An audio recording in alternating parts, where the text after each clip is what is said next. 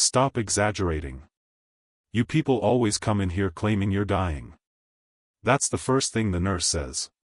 No greeting, no compassion. Just those words, spat out across the emergency room, loud enough for half the waiting patients to hear. Hello everyone, before we begin today's story I have a small favor to ask. Please hit subscribe and turn on the notification bell so you never miss out channel's new videos. It is quick, free, and the best way to support us in bringing you more jaw-dropping stories. Your support means the world to us. Where are you watching from? Drop your city or country in the comments below. Thank you very much. Now let's get back to our main character. Stop exaggerating. You people always come in here claiming you're dying. That's the first thing the nurse says. No greeting, no compassion. Just those words, spat out across the emergency room, loud enough for half the waiting patients to hear. Imagine it, a storm raging outside, lightning shaking the hospital windows, and inside, under the cold hum of fluorescent lights, a black man clutches his chest, struggling for breath. And what he gets is ridicule. Dr. Benjamin Cole does not look like power tonight. No pressed suit, no polished shoes. Just a rain-soaked shirt and the weariness of a man who has worked too long and given too much. He stands at the triage desk, his voice low but steady.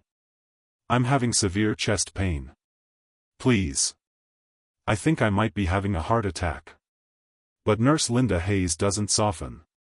Her voice sharpens, cutting through the murmurs of the crowded room. Heart attack? Do you know how many people use that excuse just to get seen faster? Sit down and wait your turn. There it is, dismissal, swift and final. The kind of dismissal that doesn't come from medical training, but from judgment rooted deeper. Benjamin doesn't argue. He presses his palm harder against his chest, drawing in shallow breaths. Around him, a few whispers stir. A woman near the vending machine mutters, "He doesn't look right." Another voice adds, "Why won't she just check him?" But Linda leans back in her chair, as if bored. Her tone drips with condescension. "You're not special, sir. We've got mothers with children waiting here for 3 hours. You'll be fine." Benjamin swallows, pain tightening across his ribs. He answers with quiet dignity. "I am not asking to be treated as special. I am asking to be treated as human." The room falls still for a heartbeat. His words are calm, but they carry weight. And yet, Linda laughs. She actually laughs. "Oh, don't play the victim with me. Everyone thinks their problem is urgent. You'll survive waiting a few hours, believe me." Humiliation. It lands not just on Benjamin, but on everyone listening. The laughter tells the story. To her, his pain isn't real, his words don't matter, his body doesn't matter. Benjamin lowers himself slowly into a hard plastic chair. He doesn't shout, doesn't curse. But silence can be louder than rage. You can feel the atmosphere shift, the way the other patients start watching, the way a teenage boy whispers to his mother, "That nurse is wrong." The way the mother bites her lip and nods, afraid to speak too loudly. The clock ticks. 5 minutes. Then 10. Each second dragging across the tension. Benjamin sits still, chest tightening further, breath short. His hand trembles against his ribs. But Linda does not call his name.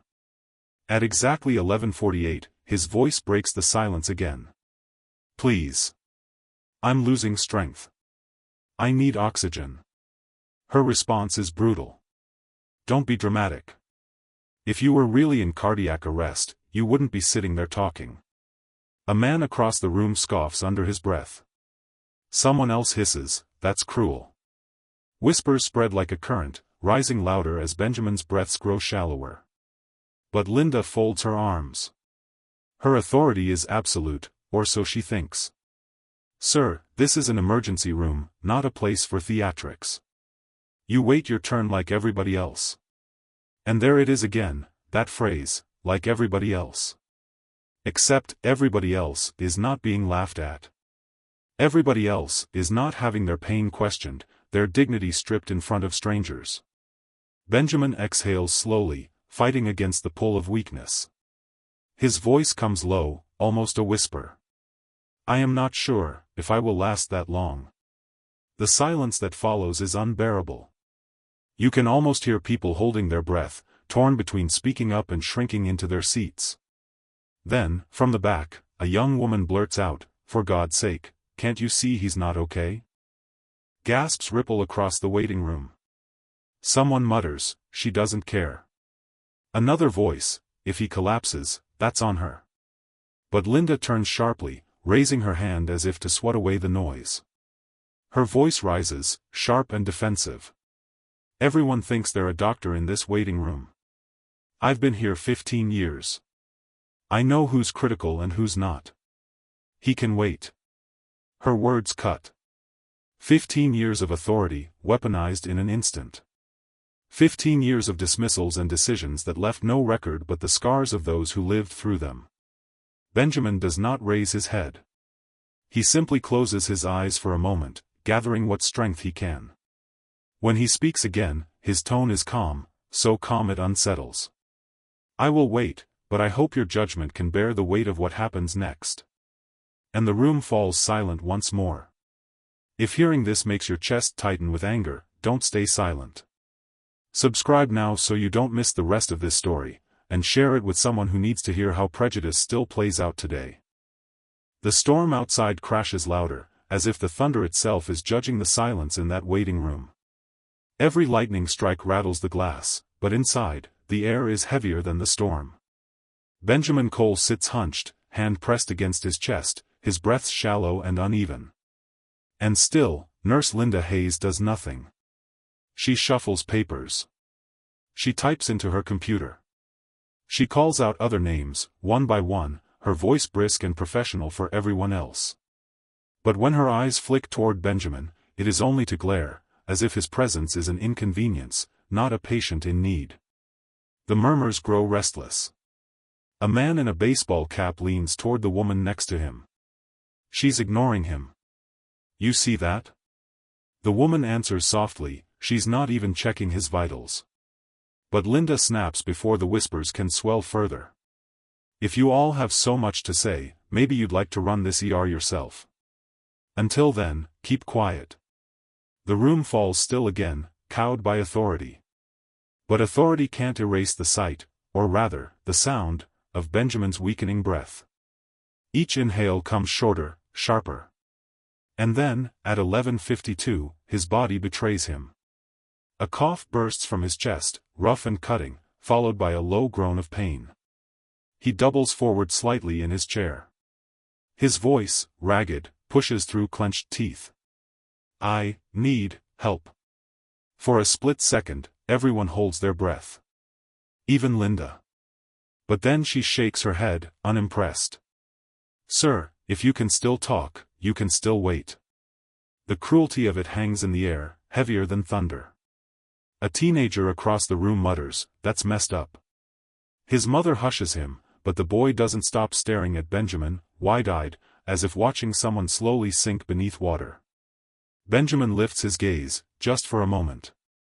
His eyes lock on Linda. And though his voice trembles, his words are steady. Every second matters. But Linda rolls her eyes. And every patient thinks they're the priority. Sit back and let us do our jobs. That's when something shifts. A young woman near the front stands up, anger cutting through her voice. No. He doesn't look fine. He looks like he's about to collapse. You can't just. Linda cuts her off sharply. Ma'am, if you want to interfere, you can step outside. The young woman's breath catches, but she doesn't back down. What happens if he dies sitting right there? What then? The silence after that question is thick. Too thick. You could measure it in heartbeats. People glance at one another, eyes darting between the nurse and the man fighting for breath. Benjamin breaks it, his voice soft, almost reverent. Death is not the worst thing. Being invisible, that is worse. Those words settle over the crowd like a shroud. Invisible. That's what he is to her. That's what he has been reduced to. At 11:57, Linda sighs dramatically, as if she's doing the whole room a favor. Fine. If you want me to write something in his chart, I'll write it. Chest pain. Complains of shortness of breath. Probably anxiety. Happens all the time. The word, anxiety, lands like an insult. Benjamin's jaw tightens, though he doesn't raise his voice. Anxiety does not feel like this. But Linda has already turned away, scribbling quickly, dismissively. Her tone is thick with sarcasm. Oh, I'm sure you're an expert. And that's when someone near the back finally blurts out the question that's been on every tongue. Why are you treating him like this? The nurse freezes for a moment, then laughs under her breath. Because I've been doing this long enough to know who's faking, who's overreacting, and who actually needs a doctor. He doesn't. He'll be fine. But the words don't land the way she thinks they will. Instead, the whispers rise again, harsher this time. She doesn't care. This is negligence. Isn't chest pain always serious? And through it all, Benjamin sits in silence. Dignity intact, though his body falters. At midnight on the dot, his breathing stutters. A long pause between inhales. A faint moan escapes his lips as he grips the armrest for balance. The entire room watches. The hum of the lights feels deafening in the quiet. Linda doesn't move. Finally, Benjamin forces words past the weight on his chest. His voice is faint, but clear enough for all to hear. I will not argue with you. But if I fall unconscious here, remember this moment. The stillness after that statement is suffocating. No one dares to move. No one dares to breathe too loudly. Because everyone knows, this isn't a man exaggerating. This isn't a performance. This is a warning. A final plea. And in that moment, every person in the room becomes a witness. Witness to arrogance. Witness to dismissal. Witness to a man slowly breaking down while the gatekeeper, blinded by prejudice, stands firm. It is no longer just Benjamin's burden. It belongs to all of them now. The waiting room feels like a courtroom now. Every patient, every visitor, every weary soul in a chair has become part of the jury. And on trial is Linda Hayes, her words, her arrogance, her refusal to see the man before her. But she doesn't feel judged. She feels challenged. And challenge makes her dig deeper into cruelty. At 12:05, she slams her clipboard down against the desk with a sharp crack. Her voice rises, louder than the thunder outside. Enough. I will not be questioned by strangers who don't know a thing about emergency medicine. If this man doesn't calm down, I'll have security escort him out. The words hit like stones hurled into a pond. Shock ripples outward. Someone gasps audibly. A child whimpers. Benjamin lifts his head slowly. His chest still tight, his voice barely more than a whisper. But his tone holds an authority no storm can drown. You would remove me for being ill? Linda leans forward across her desk, her voice sharp enough to cut glass. I would remove you for disrupting this ER. You're upsetting patients. You're making a scene. The audacity of it sparks outrage. A man in the back shouts, he's not making a scene, he's dying in front of us. The young woman from earlier adds, her voice trembling with fury, if you call security, I'll record every second and send it everywhere. Phones begin to light up. Screens flicker.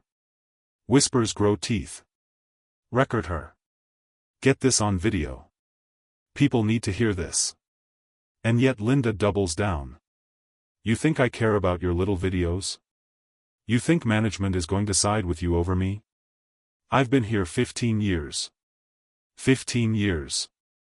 Her declaration echoes through the sterile room, but instead of calming the crowd, it fuels their anger. The teenage boy raises his voice for the first time. 15 years of treating people like trash. Is that what you're proud of? The sting of his words silences even Linda for a moment. But only a moment. She glares at him, then at Benjamin. This is exactly why I don't waste resources on people like you. Always playing the victim. Always expecting special treatment. There it is, the truth beneath her tone. The room feels it. The whispers now turn into outrage. People like him? She actually said that? Unbelievable. Benjamin doesn't shout back. He doesn't even lift his voice. Instead, he answers with the kind of calm that unsettles everyone, because calm in the face of cruelty is its own kind of power.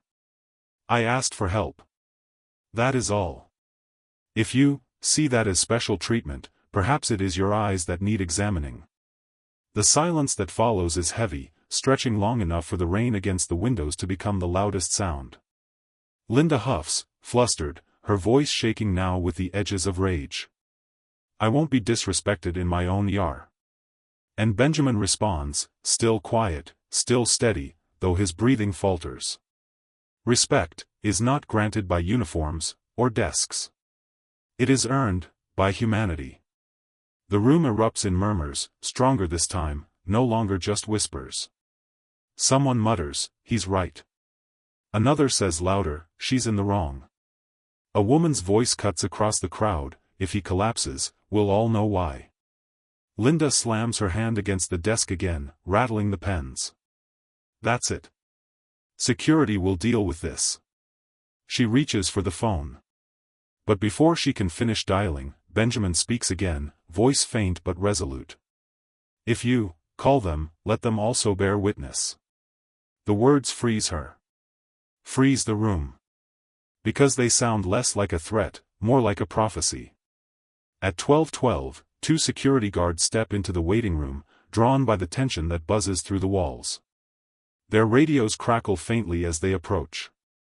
One of them scans the room, his voice low. What's going on here? Linda wastes no time. This man is disruptive. Remove him before he causes more trouble. But the crowd doesn't let it slide. The young woman shouts immediately, no. He's sick. He's been begging for help, and she's ignoring him. The guards hesitate. Their eyes move to Benjamin, slumped in his chair, sweat dampening his brow, his breath short and shallow. One of the guards frowns. He doesn't look disruptive. He looks ill. Linda snaps back instantly. He's exaggerating. Playing the system. I know the type. The word type hangs in the air, heavy, damning. The crowd catches it. The murmurs surge. The type? She means because he's black. That's what she meant. And now the storm is not outside, it's here, alive in the waiting room. Benjamin opens his eyes again, focusing on the guards. His words are quiet, almost reverent. I have not raised my voice. I have not disobeyed. I have only asked to breathe. The guard closest to him shifts uncomfortably. His voice lowers. Ma'am, maybe we should. But Linda cuts him off. Don't question me. I know when someone's faking it. The crowd erupts again. A chorus of voices. He's not faking. He's dying. Get a doctor now. Phones are lifted higher. Keys clack as texts are fired off. The storm of witnesses is no longer silent. Benjamin leans back against the chair, closing his eyes briefly. His chest rises and falls unevenly. When he speaks again, his words are soft, but they cut through the chaos like a blade. You dismiss me, but one day, my name will speak louder than yours. The silence that follows lasts exactly 3 seconds. Long enough for everyone to feel the chill of his prophecy. Long enough for Linda to feel her certainty slip. And still, she clings to arrogance. Big words from a man begging for attention. But the room no longer believes her. At 12:15, the atmosphere is electric, phones buzzing, whispers growing into declarations, a crowd united in witnessing injustice unfold. And Benjamin sits, weakened but unbroken, waiting for the truth that will soon shatter everything. Moments like this happen every day, but rarely get exposed. If you believe stories like this need to be told, hit the follow button, share this video, and let more people hear what happens next. The storm outside crashes against the hospital windows, but it is nothing compared to the storm inside. The crowd has risen, phones lifted, voices sharp, tension like static in the air. Linda Hayes stands stiff at her desk, security flanking her, her authority fraying like a rope pulled too tight. And then Benjamin Cole, slumped but steady, opens his eyes again. His chest rises with difficulty, his voice a rasp. But his words carry more force than any shout. "Do you know my name?" The question lands like a stone dropped into still water.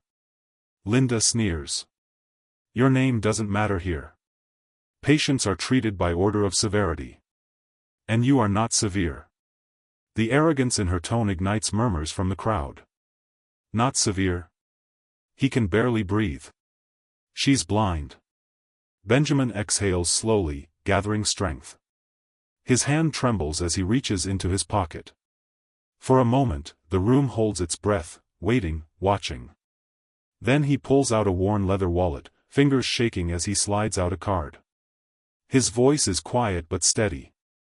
"My name is Dr. Benjamin Cole." Linda laughs. A cruel, disbelieving sound.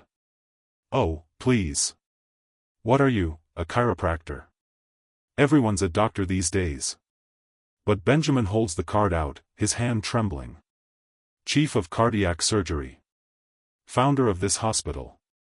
St. Margaret's exists because I built it." The silence after those words is deafening. You could measure it in heartbeats, 3, 4, 5 beats where no one speaks, no one moves. Then a gasp from the back. Someone whispers, "Wait. Cole? As in the Cole Center for Cardiac Research?" Another voice joins, louder. "His name's on the founder's wall. I've walked past it every day." Linda's laughter falters, choking into an uneasy scoff. Lies. Anyone could print a card. But Benjamin doesn't argue. He lets the evidence speak. The card passes from his shaking hand to one of the guards, who reads aloud. His voice is low, stunned. "Dr. Benjamin Cole. Chief Benefactor. St. Margaret's Medical Center." Gasps ripple across the waiting room. A woman whispers fiercely, "It's him. I've seen his picture in the lobby. It's him." Linda shakes her head violently, as if denial could erase the truth. Her voice cracks with panic. "This doesn't prove anything. I don't care what card he has." Benjamin's lips curve into the faintest smile, though his body is weakening fast. His voice is soft, almost fragile. "Then, read the wall." The room stirs. Everyone knows what he means, the engraved founder's wall, gleaming in the main corridor. The guards exchange uneasy glances. One of them pulls out his phone, taps quickly, and within seconds, the truth stares back at him from the hospital's own website. His voice shakes as he reads aloud for everyone to hear. St. Margaret's Medical Center. Founded by Dr. Benjamin Cole. Internationally renowned surgeon. Philanthropist. Over $50 million donated to community health initiatives. The crowd erupts. Voices tumble over each other. Oh my God. He wasn't lying. She ignored the man who built this place. She laughed at the founder of the hospital. And Linda Hayes? Her face drains of all pretense, though her voice sputters with denial. This is a trick. It has to be. But the evidence keeps piling. A middle-aged man in the corner speaks up, his voice sharp. "My cousin works in the administrative office.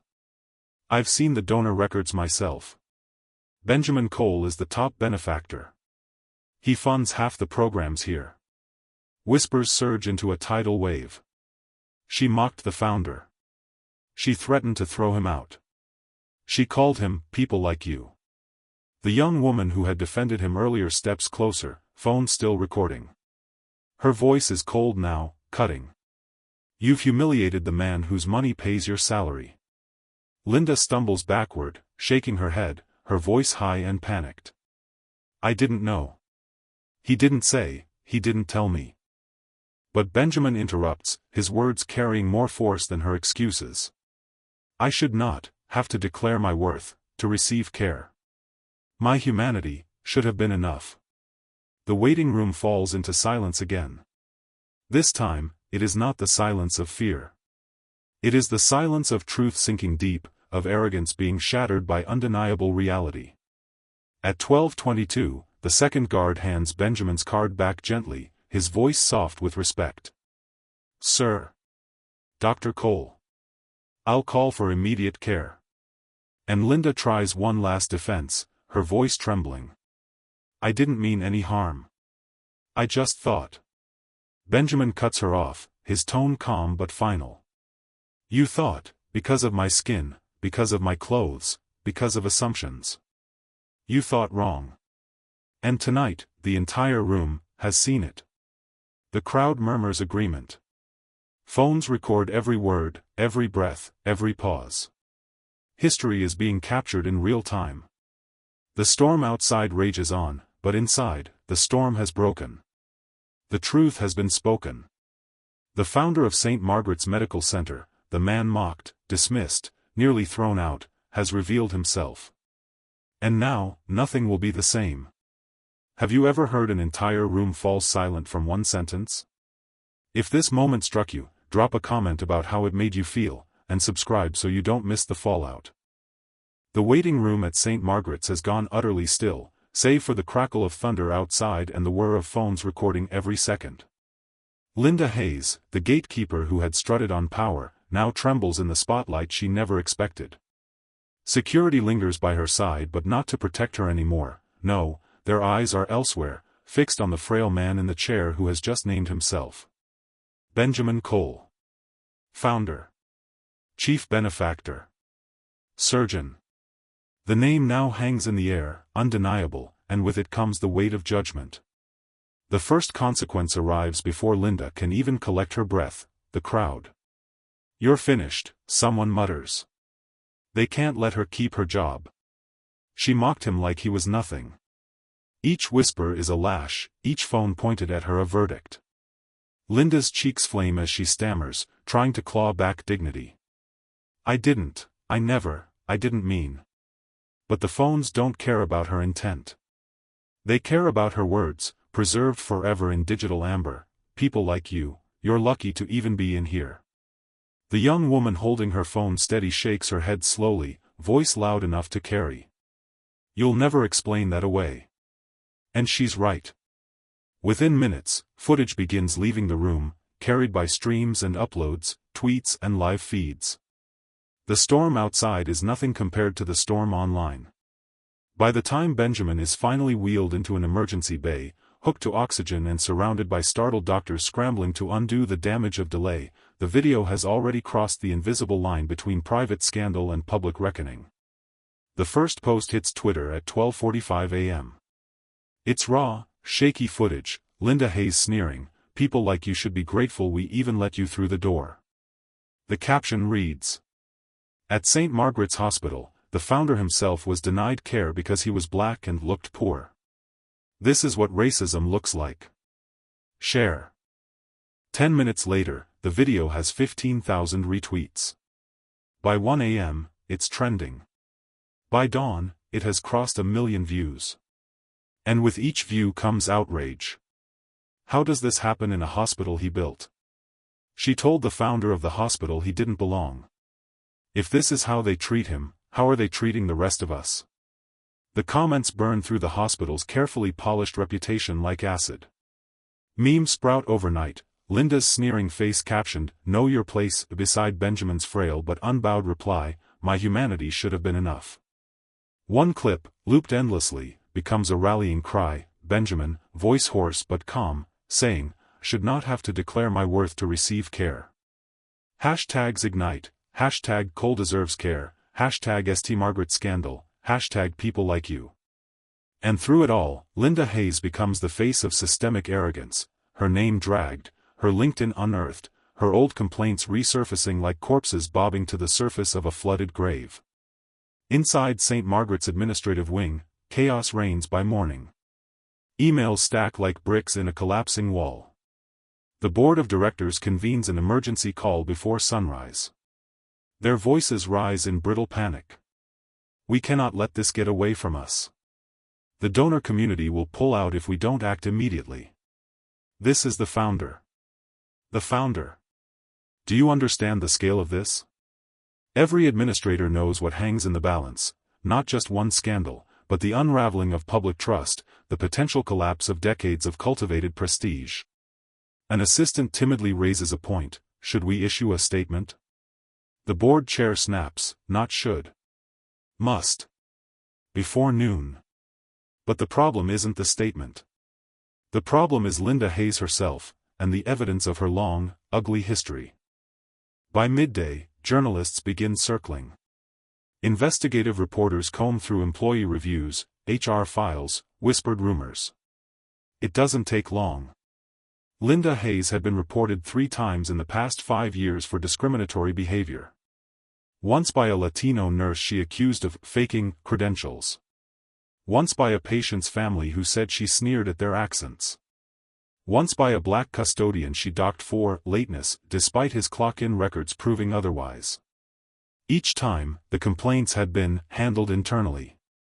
Each time, the hospital had quietly shelved the reports, protecting its own. Now those files leak, first whispered by anonymous staff to reporters, then confirmed by documents. And the picture grows darker. This wasn't an accident, one headline blares. It was a pattern. By evening, Linda's name trends not just nationally but internationally. And with it, the name of the hospital. Linda herself is escorted out of the building that afternoon, not by choice but by necessity. The mob outside, protesters, reporters, furious community members, makes her continued presence impossible. She keeps her head down, sunglasses hiding her eyes, but the cameras catch her anyway. The footage is merciless. The woman who had barked authority now looks small, fragile, fleeing through a sea of outrage. Her image, once tied to power, is now inseparable from disgrace. By the time the hospital issues its statement, we condemn the actions of Ms. Hayes and have terminated her effective immediately. The public has already delivered its verdict. But the people are not satisfied with one termination. They want more. Outside St. Margaret's, protests swell. Signs wave in the cold October wind: justice for Dr. Cole. Healthcare without hate. People like you equals all of us. Community leaders speak at microphones. Activists call for oversight committees. Patients who had once been silent about their treatment at St. Margaret's come forward, voices rising like a choir. I was told my pain was exaggerated. They ignored me because I didn't speak English well. They treated me like a burden. The scandal has cracked the facade, and through that crack pours years of suppressed truth.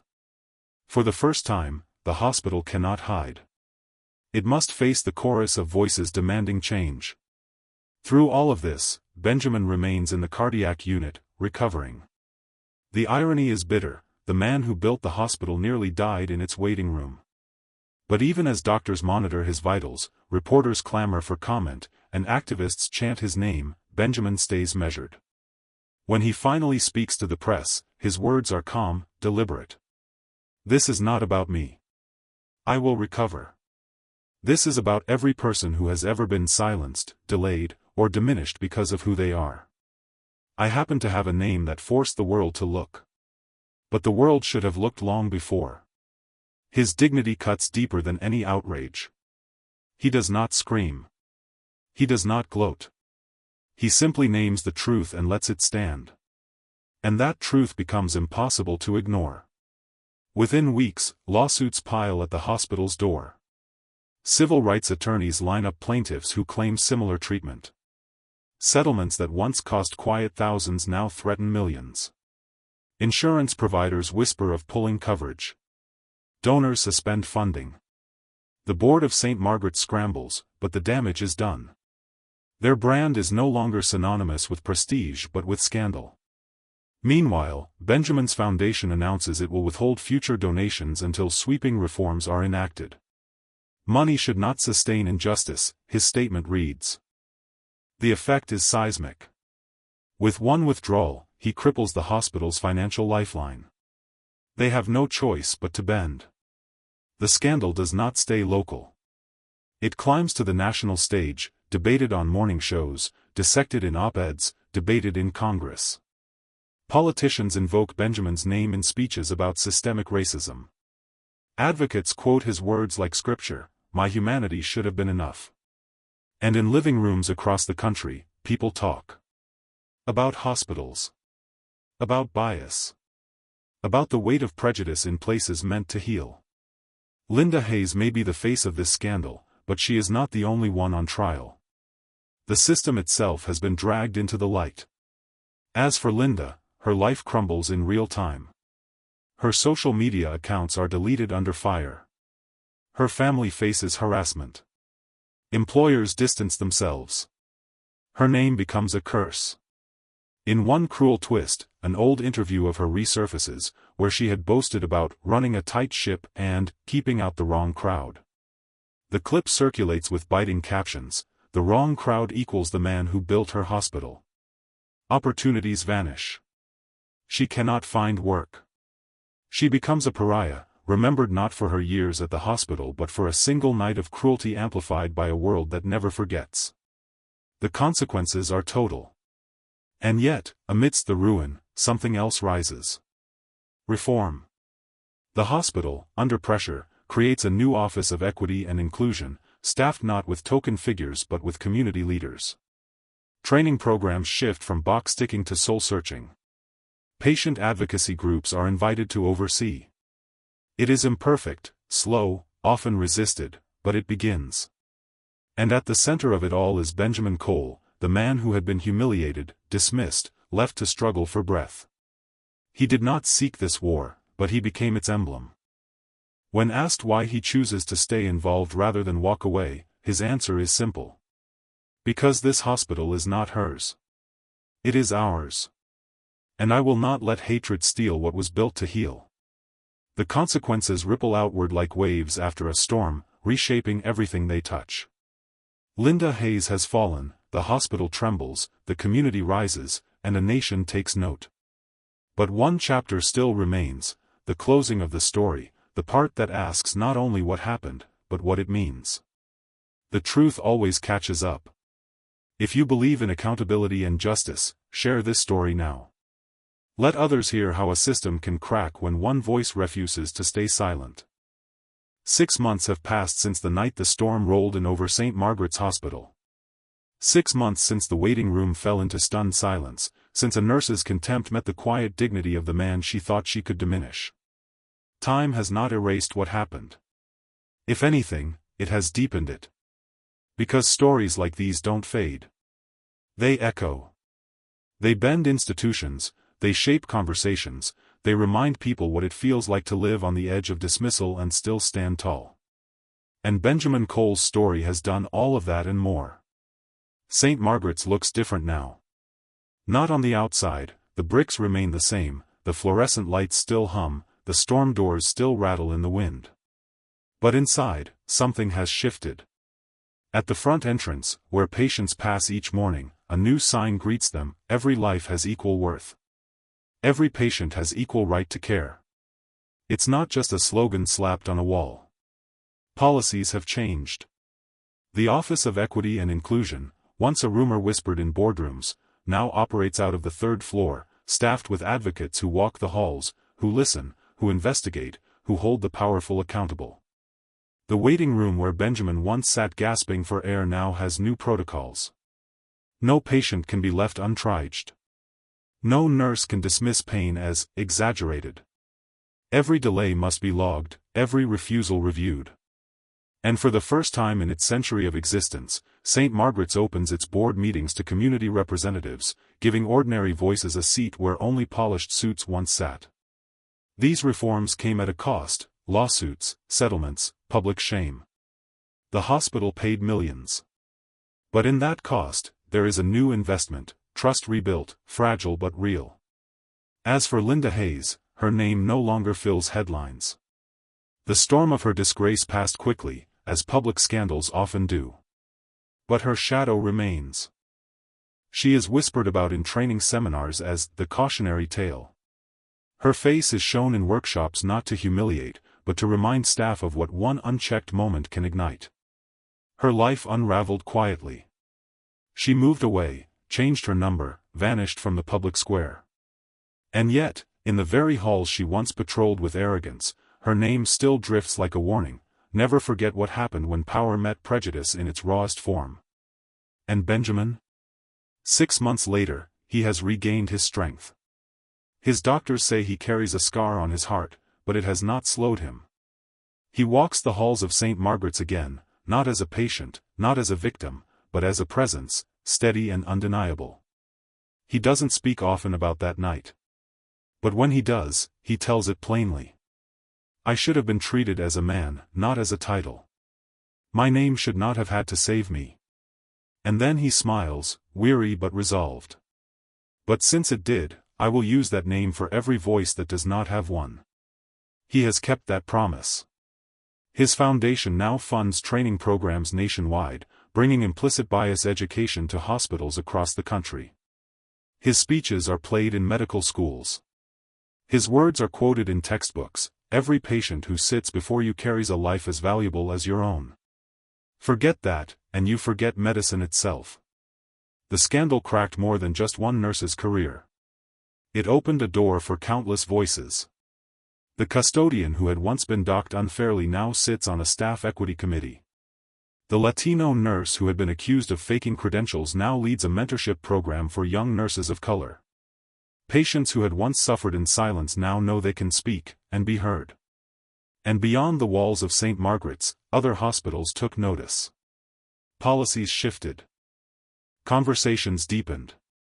Some institutions resisted, of course. But others changed, quietly, steadily, because they could no longer pretend ignorance. Benjamin's ordeal became more than a scandal. It became a symbol.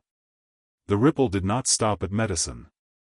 In living rooms, classrooms, churches, and city halls, people spoke about the founder who was denied care in his own hospital. Some argued it was proof that racism infects even the highest levels. Others saw it as a call to dismantle the arrogance of authority everywhere. For many, it became personal, a reminder of the times they themselves had been dismissed, ignored, made invisible. And in that shared recognition, something remarkable happened: a nation listened. Not perfectly, not permanently, but long enough for change to spark. One evening, 6 months to the day after the storm, Benjamin walks the halls alone. His footsteps echo softly against the tile. The hospital is quieter now, calmer. He pauses before the founder's wall, the marble slab where his name is carved in gold. For years, he walked past it without thought. But now it feels heavier, fuller. His name saved him that night. But he knows countless others without such names have been lost to silence. He rests his hand on the wall and whispers, not to the crowd, not to the cameras, but to himself. Never again. And that is where his story leaves us. Not in despair, but in determination. Because here is the truth: injustice is not always loud. Sometimes it comes in whispers, in delays, in smirks behind desks. Sometimes it comes in the soft denial of care, the quiet refusal to see a person's worth. Benjamin's story shows us that one moment can ignite a reckoning. One voice can shatter silence. One truth, spoken calmly in the face of cruelty, can topple arrogance built over years. But it also reminds us of this: you should not need a title to be treated with dignity. You should not need wealth, power, or fame to receive compassion. Humanity itself should have been enough. So as you finish listening, carry that truth with you. Let it shape how you treat others, how you demand to be treated, how you challenge injustice when you hear it. And if this story has stirred something in you, don't let it fade. Share it. Speak it. Pass it on. Because stories like this are not just entertainment, they are reminders, warnings, guides. 6 months later, St. Margaret stands not as a monument to shame, but as a testimony to change. Its walls still echo with mistakes, but also with reform, with resilience, with hope. And Benjamin Cole, the man once ignored in his hour of need, continues to walk those halls, not as a victim, but as a victor. Not because his name is etched in gold, but because his story is etched in us. So let this be the takeaway, the line that lingers in your mind long after the audio fades. Every patient matters. Every voice counts. And every moment you choose to see humanity, you choose to heal the world. If this story resonated with you, subscribe to hear more. Share it with someone who needs to be reminded. And leave a comment about the moment in this story that struck you most, because your voice matters here too.